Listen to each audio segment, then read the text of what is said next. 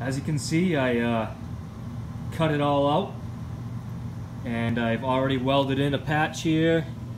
Really nasty bubblegum weld job. Added just a little bit of a brace here. I got a little bit more grinding to do just to make sure things are gonna be flush.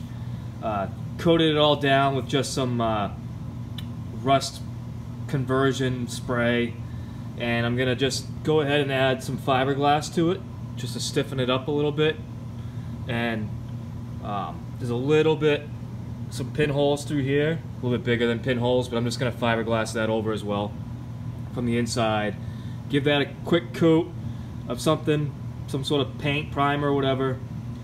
Then I'll start cutting my piece that I made to go here and weld that all in. So let me get going on that. Alright, so let me just show you what I'm going to be using here. Like I said, I'm going to just put a little bit of fiberglass in here, just in some spots. It's really not a bad thing to do. Some people really kind of question whether or not you should ever use it, but it's got purposes, you know. So this is what I'm going to be using. It's called Bondo glass. It's not quite Bondo. This has some hairs in it, so it's got like a little bit of fiberglass strings in it that add some strength. I'll show you a little bit about what this takes. It's super easy.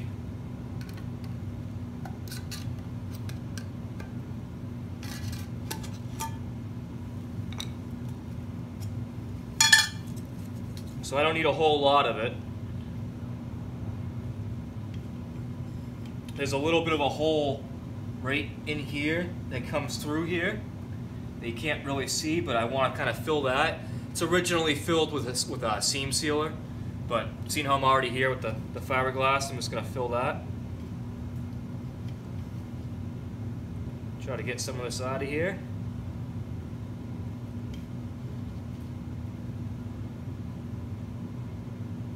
See how it's kind of stringy?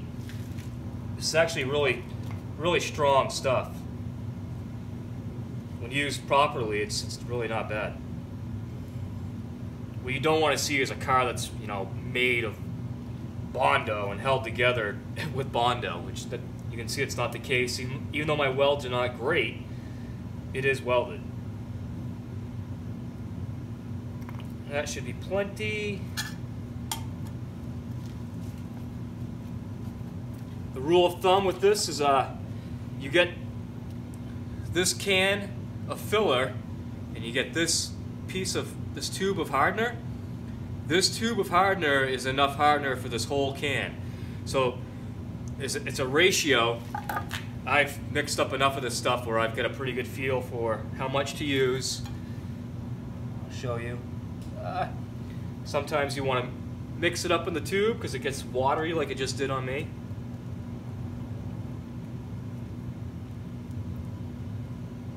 You don't really want that. Just kind of knead that around a little.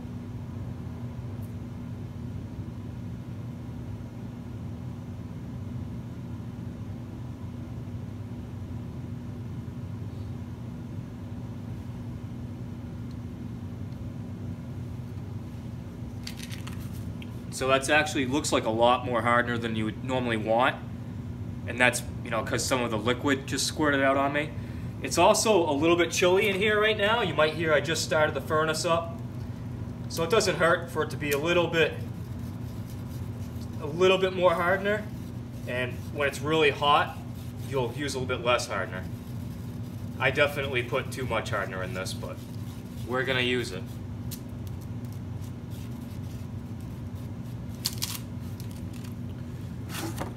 Got my spreader.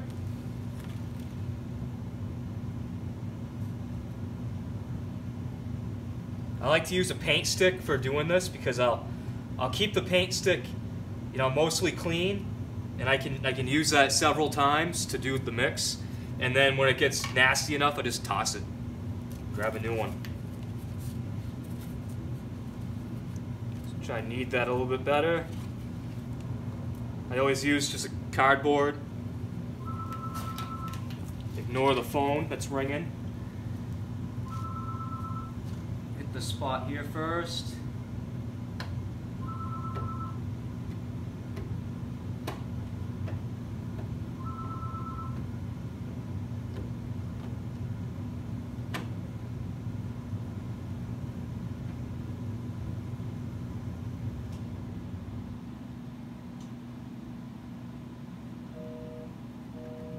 Try to get that somewhat clean and smooth.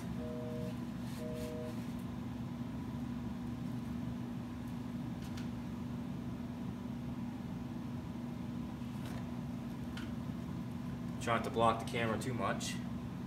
I know most of you, if you're watching this, you've probably seen this and you know exactly how to do this, but it doesn't hurt to show people more stuff.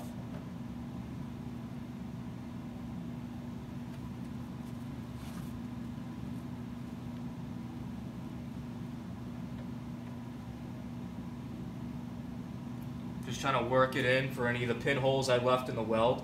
I really struggled getting this weld to grab. It really wanted to just keep blowing holes in the original pan. Then I'll usually just scrape off my piece of cardboard, just get it clean. If I wanted to, I could use this again. That's it. So when that dries up, I'll put some paint on it. Probably be, I've got this, they call it a bed coating that I really like. It's a, actually what we've coated a lot of the underside of this car with. Can't remember if it's a Rust-Oleum brand or what it is, but it's like somewhat of a sandpapery finish, and it's kind of rugged, and I love this stuff for under the car or things like this. And if we have some of that laying around, that's what I'll use, and I'll show you what that looks like. While this is hardening up, I'm going to take and slide some cardboard up behind this, draw out what I cut out, and I'll transfer it to my piece here, which is that piece I showed you I'd made for this spot. We'll go from there.